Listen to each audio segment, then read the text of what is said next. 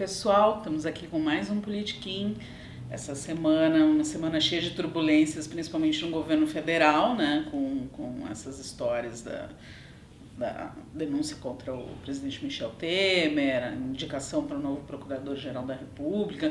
Mas aqui também as coisas não deixam de acontecer no Rio Grande do Sul, né? Em Porto Alegre, especificamente, a prefeitura cumpriu a sua promessa ou ameaça que vinha fazendo nos últimos meses de ter que apelar para o parcelamento salarial. Não foi um parcelamento, não foi uma faixa muito pequena, ou seja, né, já cobriu aí uma boa parte dos funcionários da prefeitura, porque o limite é de R$10.900, né? É 2.600. 10.600. E enfim, aconteceu finalmente, né, Guilherme?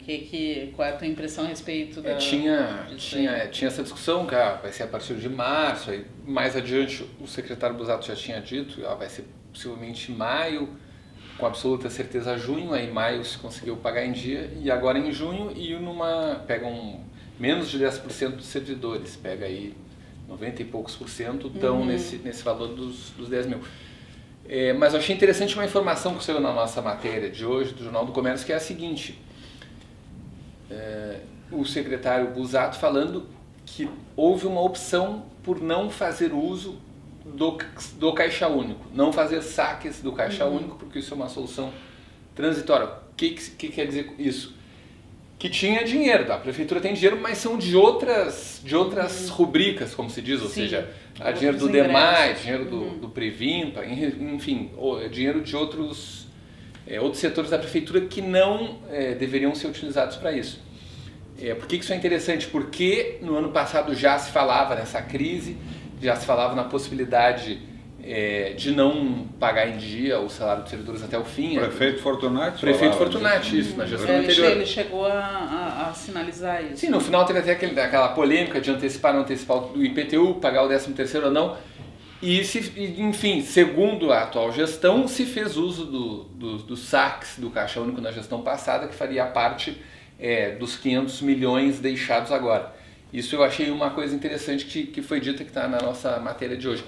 Outra informação interessante é a seguinte: vai ficar cada vez mais curto o cobertor, ou seja, vai ser cada vez menor essa parcela paga, o parcelamento, primeiro pagamento, né? O parcelamento vai se estender mais e o primeiro pagamento vai ser menor até o fim do ano.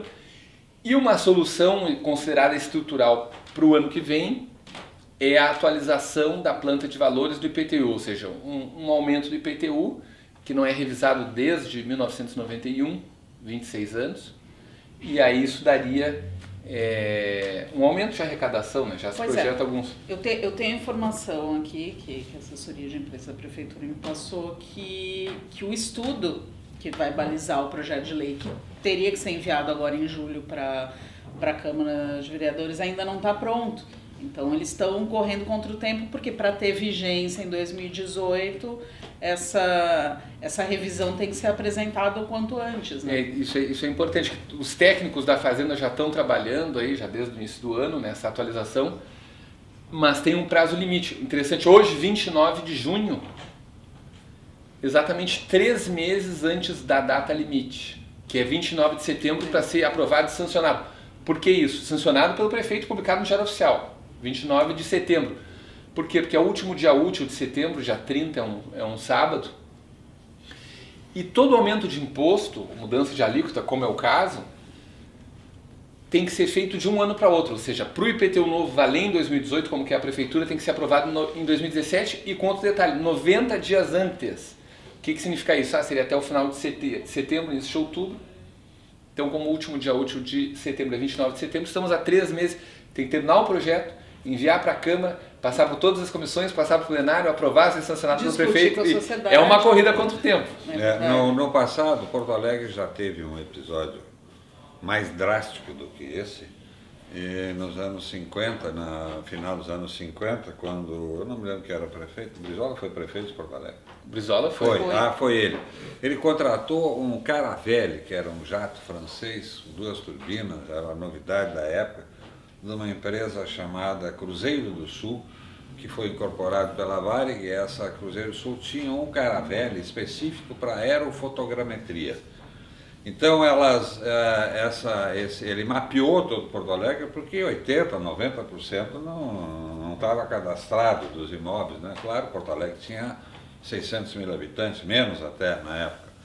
E depois, claro, veio a chiadeira, porque foram designados um grupo de fiscais preparados, todos veteranos, entre eles o escritor, jornalista e melhor contista que eu conheci, chamado Rivadavia de Souza, que me contou essa história, que a origem da palavra Marajá veio por causa desse grupo de fiscais, porque eles, para uma questão de produtividade, o prefeito mandou, olha, vocês vão lá, que não era fácil, ir nas grotas, tudo, nas vilas, né? Vocês ganham a parte de comissão que incorpora no salário. Daí foi criado pelos outros funcionários públicos, ou Barnabés, como se chamava naquele tempo, a expressão Marajá, no sentido de opulência, muito dinheiro, etc. E agora fizeram algo parecido, mas claro, agora já em outra era, com possivelmente esses drones, né? Veículos aéreos não tripulados. Sim. E aí foi feita uma fotografia aérea da cidade exatamente para ver o sujeito que fez a reforma, aumentou lá o puxadinho. Em resumo, tem mais área para ser tributada e que não foi informada. Então, isso é uma das coisas que foi feita. E, bom, esse tema certamente vai movimentar a cidade nos próximos meses. E vai ter muito caso, né, de, por exemplo, puxa, mas eu só fiz a minha churrasqueira.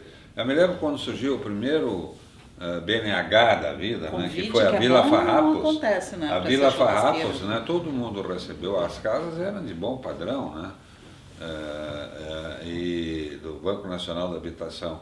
Mas a velha história, todo mundo queria fazer o seu puxadinho, queria fazer uma churrasqueira, garagem poucas, né? Porque na época o carro ainda era um luxo, né? Mas aí imagina, se tu for atualizar tudo quanto é puxadinho que foi feito, desde a última revisão para cá, vai dar uma senhora celeuma, uma dor de cabeça para gente que... E outra coisa só que aconteceu também na Câmara, que foi a mudança do teto salarial, que estava falando que o teto seria 19 mil, que é o salário do prefeito, e agora derrubaram o veto do prefeito, o Marquesan vetou, mas a Câmara derrubou o veto, o teto salarial... Ele chegou a autorizar que a base, por assim dizer, tivesse liberdade de votação, né?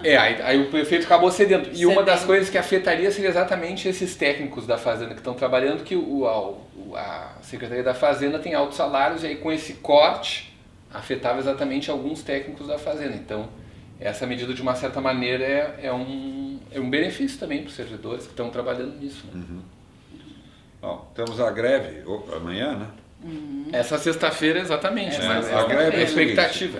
Eu queria saber o seguinte, os rodoviários não vão aderir à greve, porque na última, também foi numa sexta, cortaram o ponto. As empresas de ônibus cortaram o ponto.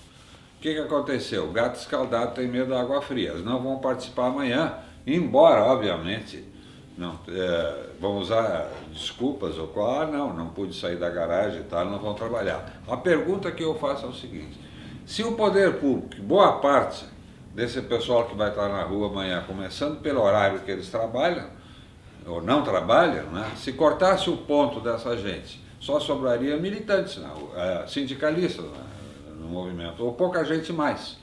Porque com o ponto... Não, porque tu não vê tem povo. Gente que... Não.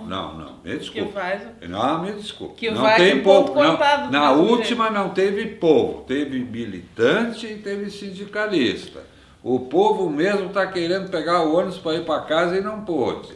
Eu acho que é o seguinte, que você está fugindo da questão central de tudo. Não, voltando não ao IPTU, sim. Que churrasqueira é essa? Quando é que você vai chamar a gente para comer churrasco? Não, a minha? A sua. Bom, a churrasqueira, ela é muito humilde, né? Mas tem 500 metros quadrados. Não se né? importa, 500 metros quadrados de churrasqueira. A carne não é do Joesley. Não é do Joesley. Pois é.